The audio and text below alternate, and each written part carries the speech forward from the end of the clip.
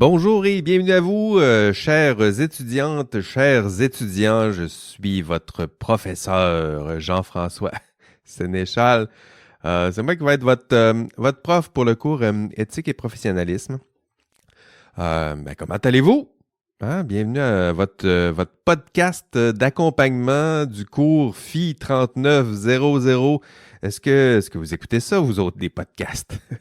En tout cas, c'est un des outils que je vais utiliser dans ce cours. C'est peut-être la façon la plus, je dirais la plus simple, en tout cas la plus efficace, pas la plus simple, mais la plus efficace que j'ai trouvée pour parler à chacun de vous, parce qu'il y en a qui sont en classe, donc eux, je vais leur parler.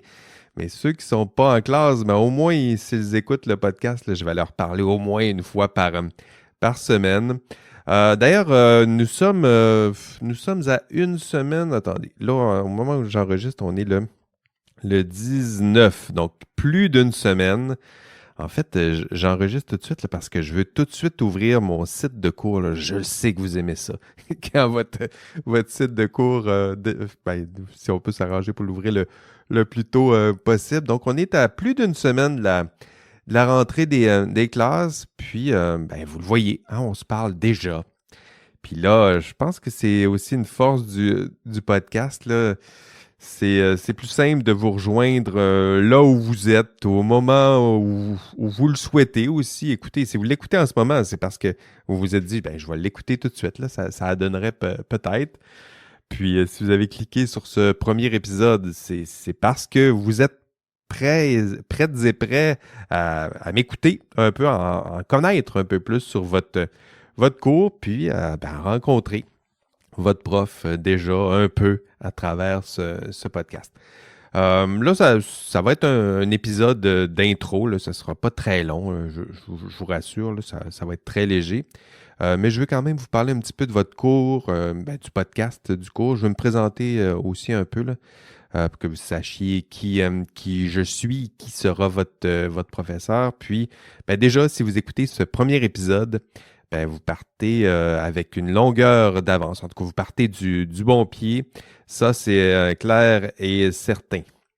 Quelques mots déjà sur le podcast du cours. C'est peut-être une première pour vous. En tout cas, c'est plutôt rare à l'université, là, un podcast pour accompagner un cours universitaire, mais je le fais. Puis, au cours de la session, en fait, mon objectif avec ce podcast, je le disais, c'est de vous rencontrer, chacun de vous, une fois par semaine, là où vous êtes cet automne. J'aime ça vous parler comme ça dans les oreilles. Ça crée un petit sentiment de proximité, hein. Ça peut aider là, dans des cours où il y en a plusieurs qui vont suivre le cours à distance, asynchrone. Il faut trouver une façon de se rapprocher un peu. Dans les futurs épisodes, tout au long de la session, chaque semaine, je vais vous expliquer dans ces podcasts déjà ce que vous devez faire chaque semaine. Il y en a plusieurs qui se demandent toutes les fois qu'ils ouvrent un module, qu'est-ce que je dois faire, qu'est-ce que je dois lire, qu'est-ce que je dois écouter. Justement, une fois par semaine, je vais vous le dire. Puis, évidemment, tout ça va être écrit, là, mais en même temps, si vous le voyez, si vous l'entendez en plus, là, ça vous aidera à savoir c'est quoi que je dois faire, c'est quoi les objectifs du module, puis qu'est-ce que je dois faire pour atteindre les objectifs de chaque module. Puis dans les podcasts, je vais en profiter pour vous expliquer quelques notions théoriques importantes. C'est des notions là, qu'on va revoir en classe, mais en même temps, à l'audio, des fois, on a une écoute différente qu'en classe. Donc, je vais vous expliquer ça à l'audio, je vais vous expliquer ça en classe. Des fois, je l'explique différemment. Des fois, je l'explique à peu près de la même manière, mais en même temps, ça fait partie de votre étude, là. Lire, écouter, répéter les mêmes actions là, pour finalement peut-être apprendre. En tout cas, c'est dans cet esprit là, que j'ai conçu ce podcast d'accompagnement. Puis c'est pour ça que je parle d'un podcast d'accompagnement. C'est pour vous accompagner, pour vous aider à garder le rythme. Parce que, je le sais, vous êtes évidemment tous et toutes très occupés, mais je dirais que si vous prenez déjà l'habitude d'écouter ce podcast une fois par semaine, ça vous aidera à garder le rythme.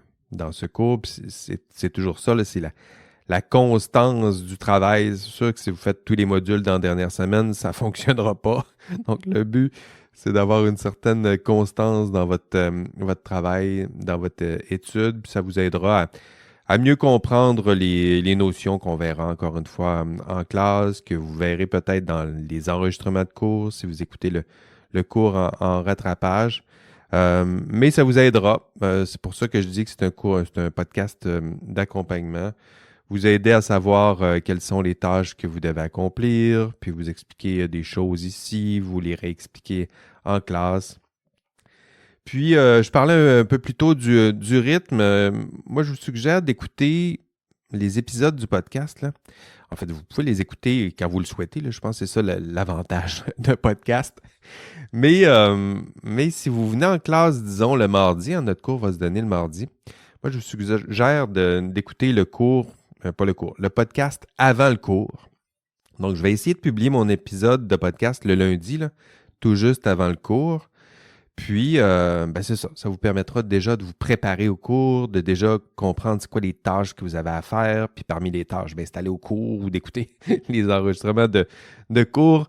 Mais déjà de voir, d'entendre un peu parler des notions qui vont peut-être être plus élaborées en classe, mais ça reste quand même les quelques notions. Ça vous mettra la table. Vous saurez un petit peu mieux où vous allez et à quoi ça va ressembler le lendemain.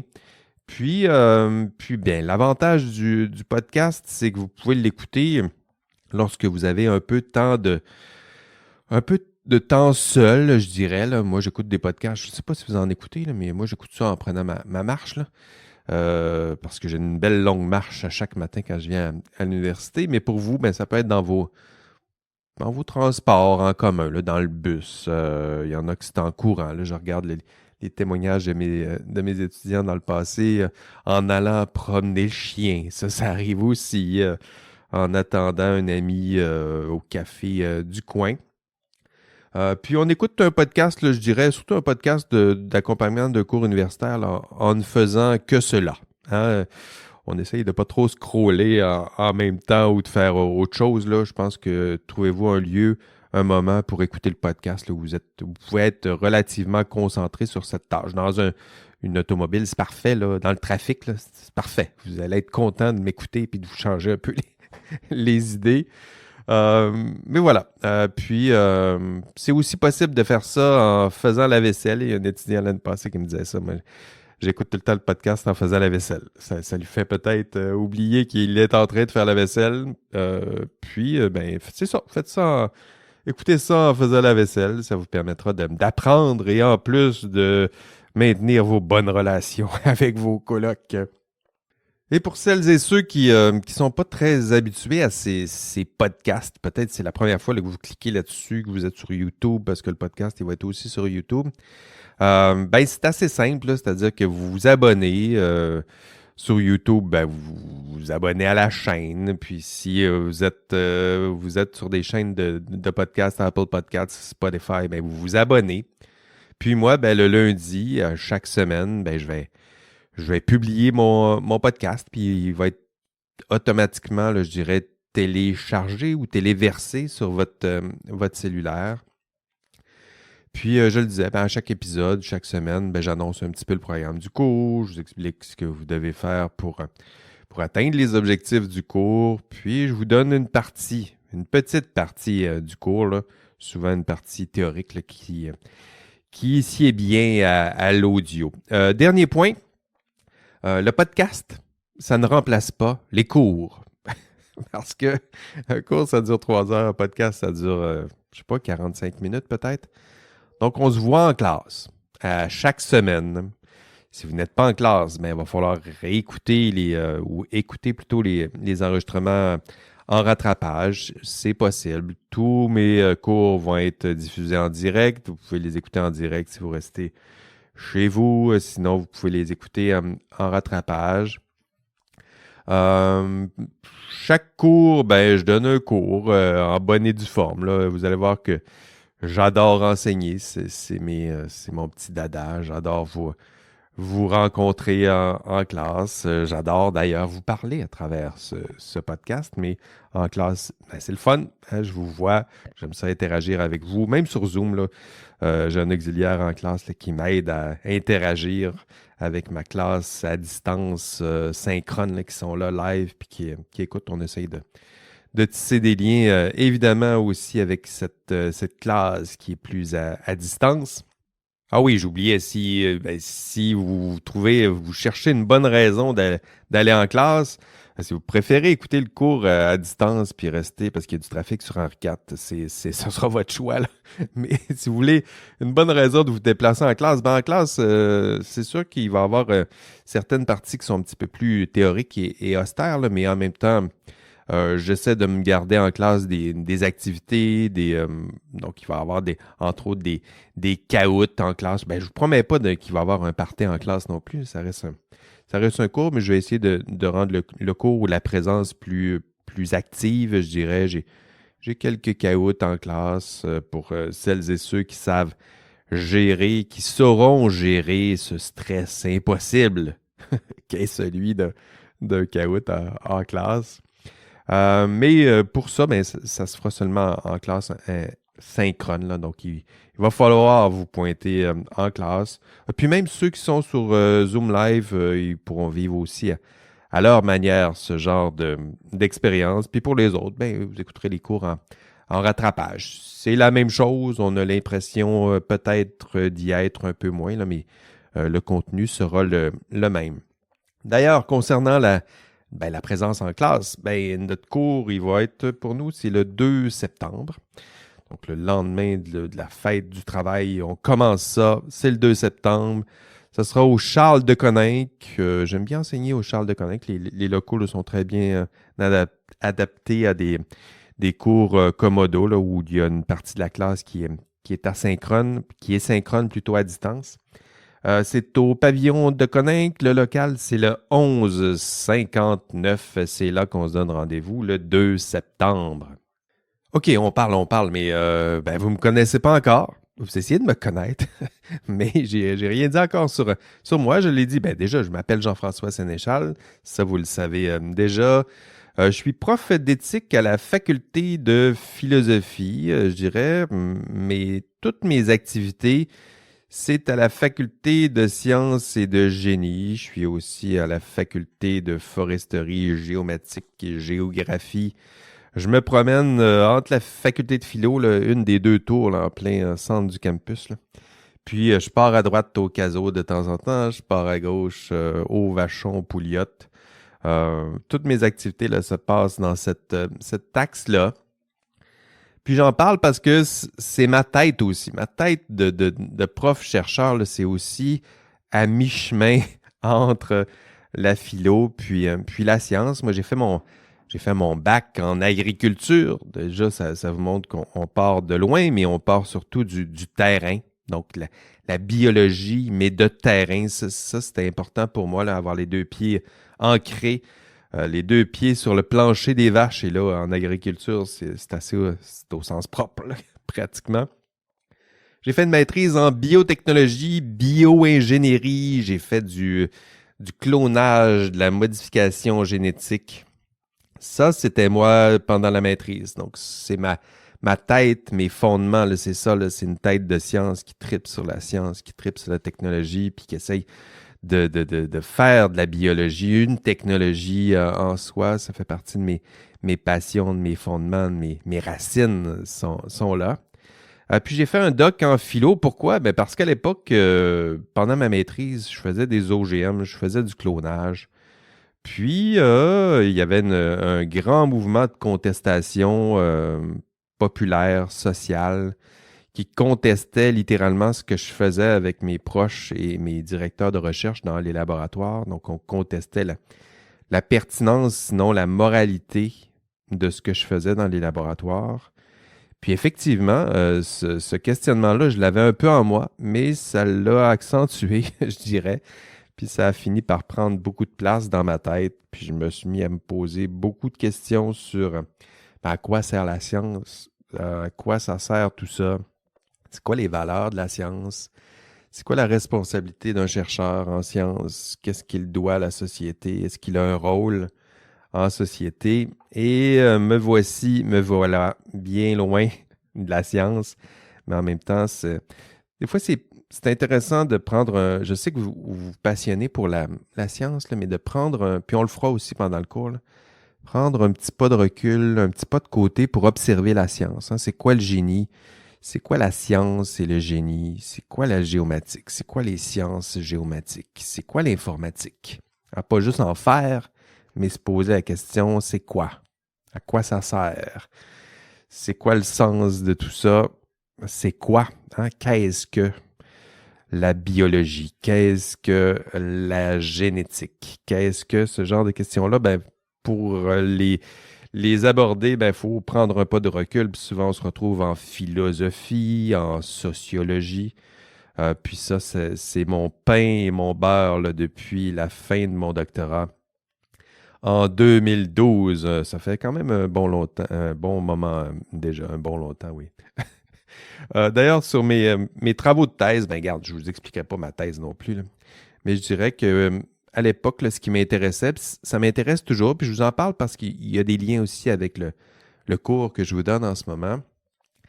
Les questions qui me passionnaient, c'était, puis qui me questionnent, qui me passionnent, voyons, je vais le dire encore aujourd'hui, c'est la question du rôle social des acteurs de la science et du génie.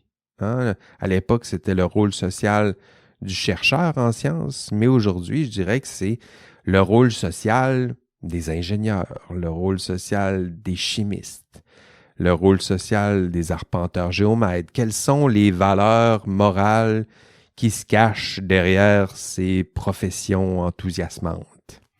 Hein, le lien entre science et morale, ça m'intéresse depuis mon doc et ça m'intéresse encore.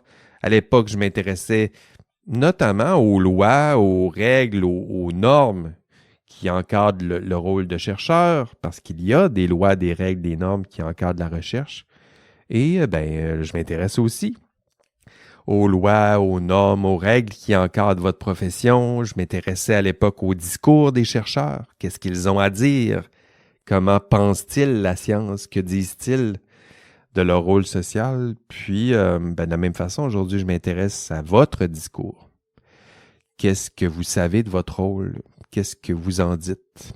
Qu'est-ce que vous pensez que c'est quoi votre rôle social? Est-ce que vous pensez que vous avez un rôle en société? Est-ce que vous pensez qu'il y a des valeurs associées à votre rôle en société? Ça m'intéresse ce que vous avez à dire. C'est pas un hasard si je vous enseigne, c'est parce que vous m'intéressez. Vous êtes un peu mes rats de laboratoire. Non, pas vraiment. Mais les chercheurs n'aiment pas bien ça, là, mais j'aime bien observer les chercheurs. J'aime bien observer les principaux acteurs et professionnels en sciences et génie. J'aime les observer, regarder ce qu'ils disent, écouter plutôt ce qu'ils disent, regarder ce qu'ils font et examiner la différence entre ce qu'ils disent, ce qu'ils font et ce qu'ils font de fait. Parce que des fois, il y a une différence entre les deux.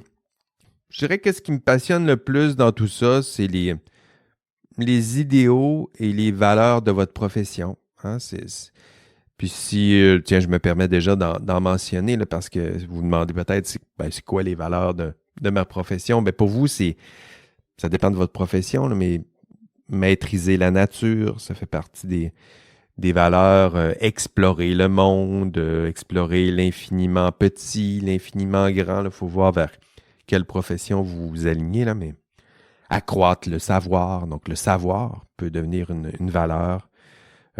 Comprendre, redéfinir l'homme, le vivant, servir la rigueur. Ben oui, la rigueur, c'en est une valeur, là. C'est sûrement une des valeurs centrales pour vous. La raison, la vérité. Hein, la vérité, c'est une valeur. Et ça guide plusieurs professionnels en sciences et génie. Puis, ce qui me passionne aussi, vous l'avez peut-être senti un peu au début, ce sont aussi vos maladresses. Hein? C'est-à-dire que parfois, les professionnels en sciences et génie, les chercheurs aussi, s'éloignent un peu de ces grandes valeurs et idéaux. Je parlais de la vérité, mais des chercheurs, des fois, qui mentent. On parlait de la raison, de la rigueur, mais il y a parfois des professionnels en sciences et génie qui manquent de rigueur. Puis ça, ce genre d'éloignement-là, là, hein, les maladresses, parfois c'est grave, là. C'est plus que des maladresses, là. On va parler de manquement, on va parler de faute, on va parler d'inconduite. Bien, ça aussi, ça m'intéresse. Puis ça aussi, ça en dit beaucoup sur ce que vous êtes. Puis ça aussi, ça en dit beaucoup sur vos valeurs et idéaux. Autre passion en recherche pour moi, je m'intéresse en ce moment, je m'intéresse beaucoup aux enjeux éthiques de l'intelligence artificielle.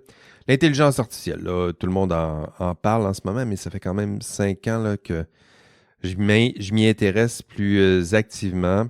Si ça vous intéresse, ben on va pas parler beaucoup de ça là, dans le cours. J'ai quelques exemples peut-être en cours, là, mais c'est un sujet qui est là, qui fait partie de mes passions, mais qui ne font pas partie directement du contenu de cours. En fait, si ça vous intéresse vraiment tout ça, l'éthique, les enjeux éthiques et sociaux de l'intelligence artificielle, je vous suggère peut-être mon autre podcast, parce que j'en ai quelques-uns des podcasts, là. Mon autre podcast, ça s'appelle IA Café, enquête au cœur de la recherche en intelligence artificielle. Puis comme son nom l'indique, on fait de la recherche sur la recherche en intelligence artificielle. On essaie de savoir qu'est-ce que les experts ont à dire, comment ils perçoivent les enjeux éthiques et sociaux propres à leur nouveau champ de la technologie. Puis si ça s'appelle le IA Café, c'est parce qu'on prend un café, c'est assez relax, cordial. On prend un café, parfois entre experts pour discuter de tout ça. Parfois, j'invite un expert pour prendre un café avec lui. Puis le but, c'est de rendre tout ça un peu plus digeste, cordial et amical, là, même si le sujet est parfois un peu austère et donne parfois le vertige. Le but, c'est de rendre ça le plus accessible et simple, sans vulgariser non plus, là. On essaie de garder un niveau de discussion élevé, pas faire de compromis sur la complexité, mais rendre ça le plus amical et simple possible. J'ai un autre podcast sur l'intégrité et la conduite responsable en recherche. Donc ça aussi, j'aurai quelques exemples en classe, là, mais ça ne fait pas partie du contenu en tant que tel du cours. Des chercheurs, là, j'en parlais un peu plus tôt, des chercheurs qui dévient un peu des idéaux de la recherche. Ça s'appelle la conduite responsable en recherche lorsqu'on sert les idéaux de la recherche et ça s'appelle l'inconduite en recherche lorsqu'on s'éloigne un peu trop des idéaux de la recherche. Donc, vous le voyez, je m'intéresse aux idéaux, donc au côté clair de la science, mais aussi au côté obscur de la force, pour reprendre cette expression bien connue.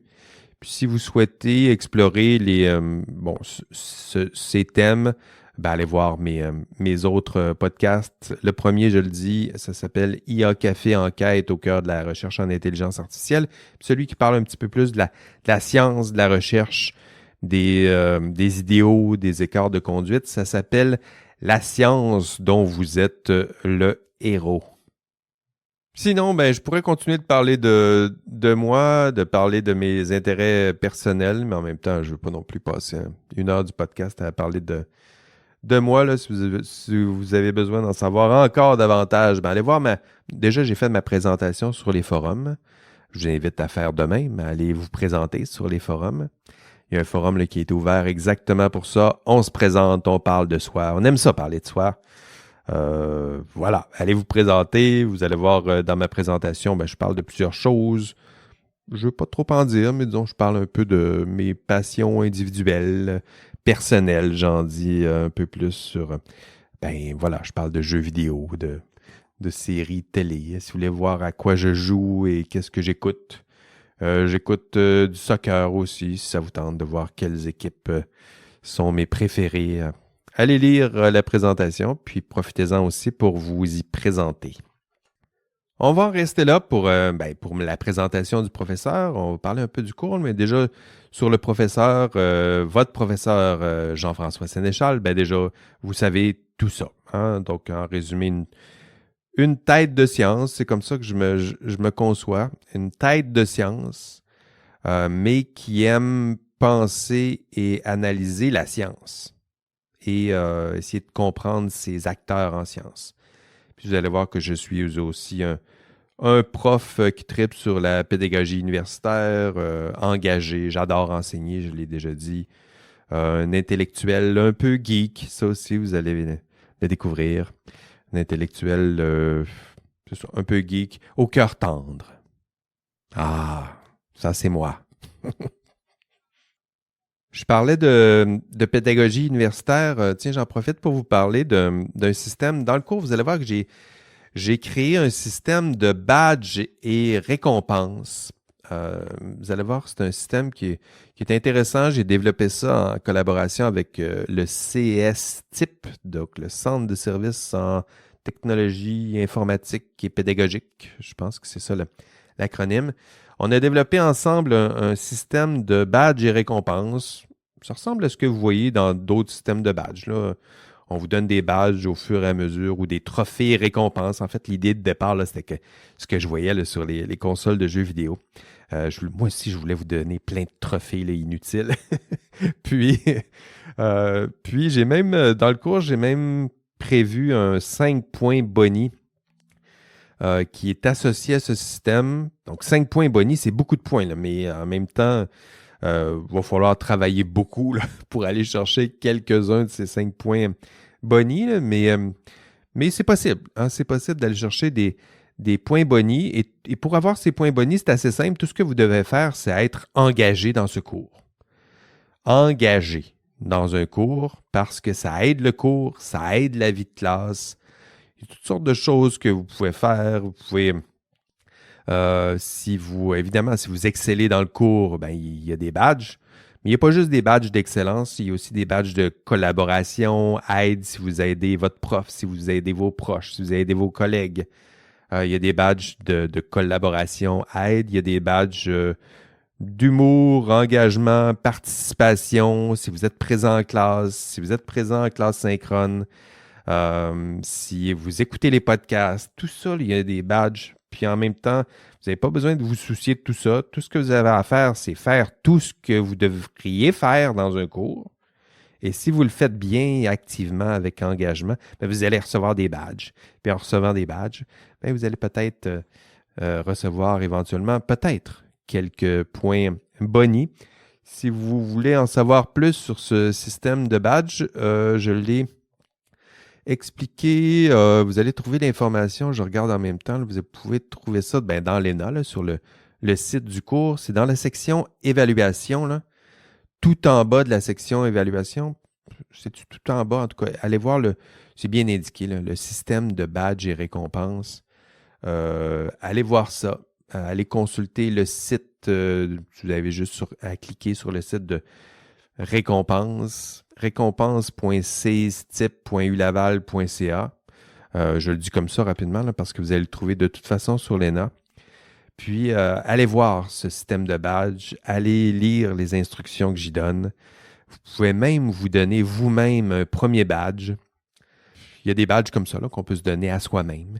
Puis le badge est intitulé... Comment il est intitulé? Ah, parce que j'aime les badges. Donc, vous vous donnez un badge.